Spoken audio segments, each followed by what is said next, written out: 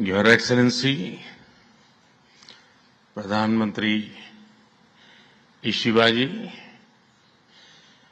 भारत और जापान के business leaders, देवी और सज्जनों, नमस्कार। कोनिचिवा। मैं आज सुबह ही टोक्यो पहुंचा हूं। मुझे बहुत खुशी है कि मेरी यात्रा की शुरुआत बिजनेस जगत के दिग्गजों के साथ हो रही है और उसमें से आपसे बहुत लोग हैं जिनसे मेरा व्यक्तिगत परिचय रहा है। जब मैं गुजरात में था तब भी और गुजरात से दिल्ली आया तो तब भी आप में से कई लोगों से बहुत ही निकट परिचय मेरा रहा है और मुझे खुशी है कि आज सबसे मुझे मिलने का अवसर मिला है। मैं प्रधानमंत्री इशिबा का विशेष रूप से आभार व्यक्त करता हूं कि वे इस फोरम से जुड़े हैं। उनके बहुमूल्य वक्तव्य के लिए मैं उनका अभिनंदन करता हूं। साथियों, भारत की विकास यात्रा में जापान हमेशा एक अहम पार्टनर रहा है। मेट्रो से लेकर मैन्युफैक्चरिंग तक, सेमीकंडक्टर से लेकर स्टार्टअप्स तक, हर क्षेत्र में हमारी साझेदारी आपसी विश्वास का प्रतीक बनी है। जापानी कंपनियों ने भारत में $40 बिलियन से ज्यादा का निवेश किया है। मात्र पिछले 2 वर्षों में $13 बिलियन का प्राइवेट इन्वेस्टमेंट हुआ है। JBIC कहता है कि भारत सबसे प्रॉमिसिंग डेस्टिनेशन है। जेट्रो बताता है कि 80% कंपनियां भारत में एक्सपांड करना चाहती है और 75% ऑलरेडी मुनाफे में है। यानी in India capital does not just grow, it multiplies. साथियों, पिछले 11 वर्षों में भारत के अभूतपूर्व ट्रांसफॉर्मेशन से आप सब भली भांति परिचित है। आज भारत में पॉलिटिकल स्टेबिलिटी है, इकोनॉमिक स्टेबिलिटी है, पॉलिसी में पारदर्शिता है, प्रिडिक्टिबिलिटी है। आज भारत विश्व की सबसे तेज ग्रो करने वाली मेजर इकोनॉमी है और बहुत जल्द विश्व की तीसरी सबसे बड़ी इकोनॉमी बनने जा रहा है। वैश्विक ग्रोथ में भारत 18% योगदान दे रहा है। भारत की कैपिटल मार्केट्स में अच्छे रिटर्न्स मिल रहे हैं। एक मजबूत बैंकिंग सेक्टर भी है। लो इन्फ्लेशन और लो इंटरेस्ट रेट्स, करीब $700 बिलियन के फॉरेक्स रिजर्व है। साथियों, इस बदलाव के पीछे हमारी रिफॉर्म, परफॉर्म और ट्रांसफॉर्म की अप्रोच है। 2017 में हमने वन नेशन वन टैक्स की शुरुआत की थी। अब इसमें नए और बड़े रिफॉर्म लाने पर काम चल रहा है। कुछ हफ्ते पहले हमारी संसद ने नए और सिंप्लीफाइड इनकम टैक्स कोड को भी मंजूरी दी है। हमारे रिफॉर्म्स केवल टैक्स प्रणाली तक सीमित नहीं है। हमने ईज ऑफ डूइंग बिजनेस पर बल दिया है। बिजनेस के लिए सिंगल डिजिटल विंडो अप्रूवल की व्यवस्था की है। हमने 45,000 कंप्लायंसेस रेशनलाइज किए हैं। इस प्रक्रिया को गति देने के लिए डीरेगुलेशन पर एक उच्च स्तरीय कमेटी बनाई गई है।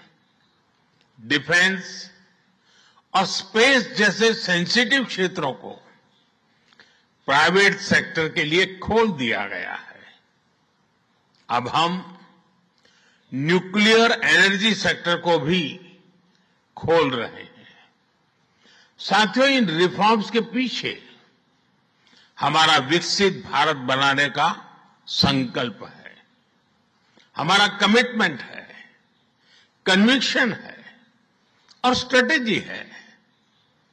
और विश्व ने इसे रिकॉग्नाइज ही नहीं, एप्रिशिएट भी किया है।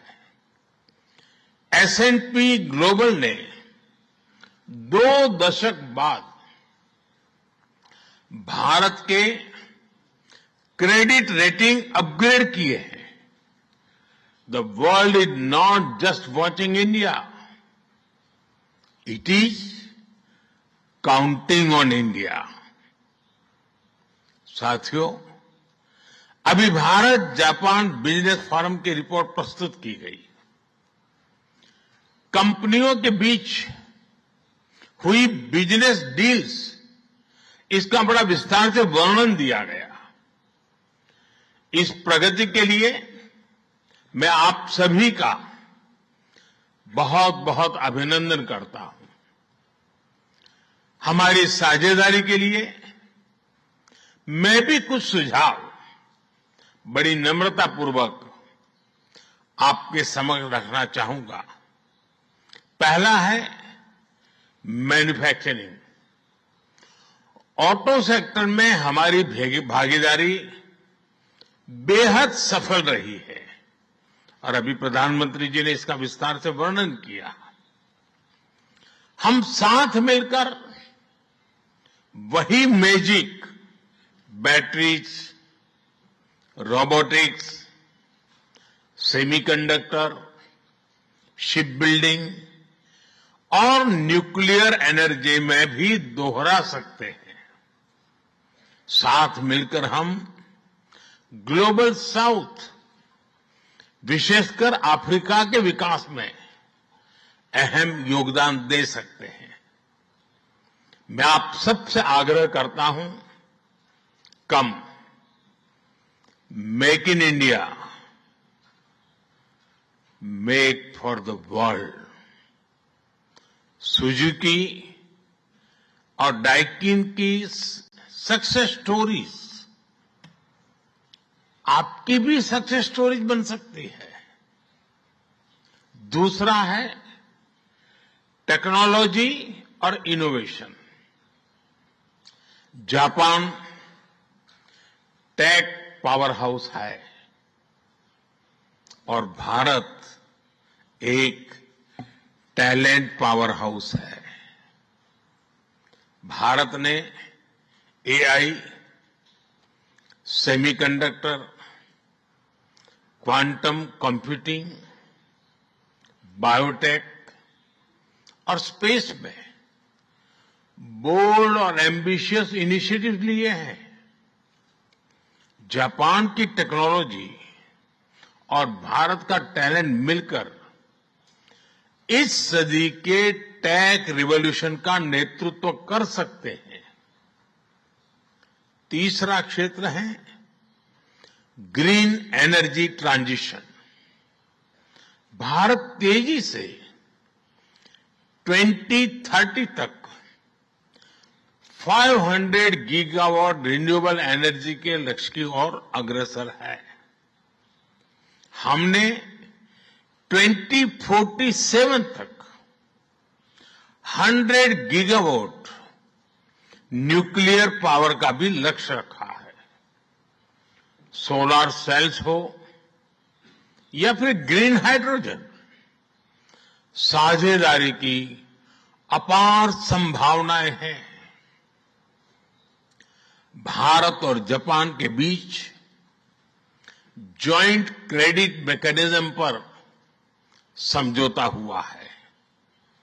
इसका लाभ उठाकर क्लीन और ग्रीन फ्यूचर के निर्माण में सहयोग किया जा सकता है। चौथा है नेक्स्ट जेन इंफ्रास्ट्रक्चर।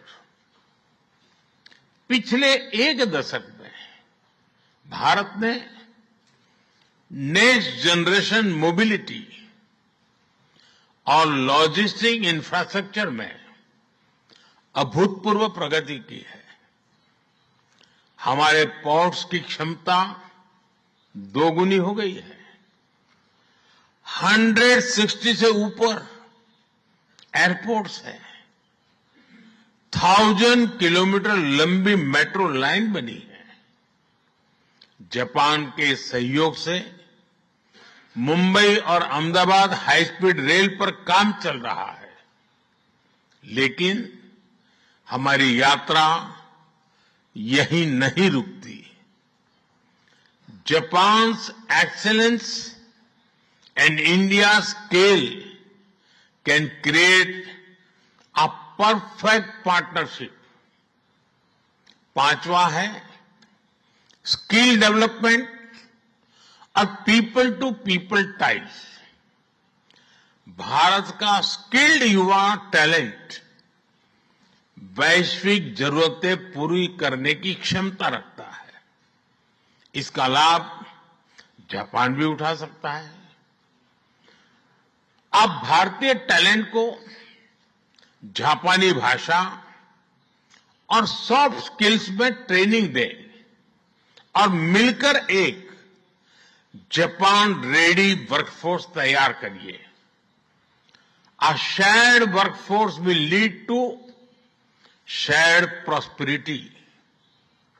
साथियों, अंत में मैं यही कहना चाहूंगा, India and Japan's partnership is strategic and smart, powered by economic logic. We have turned shared interest into shared prosperity. India is the springboard for Japanese businesses to the global south. Together, we will shape the ASEAN century, Asian century for stability, growth and prosperity। इन्हीं शब्दों के साथ मैं प्रधानमंत्री Ishiba जी और आप सभी का आभार प्रकट करता हूं। अरिगातो गोजाइमास। बहुत बहुत धन्यवाद।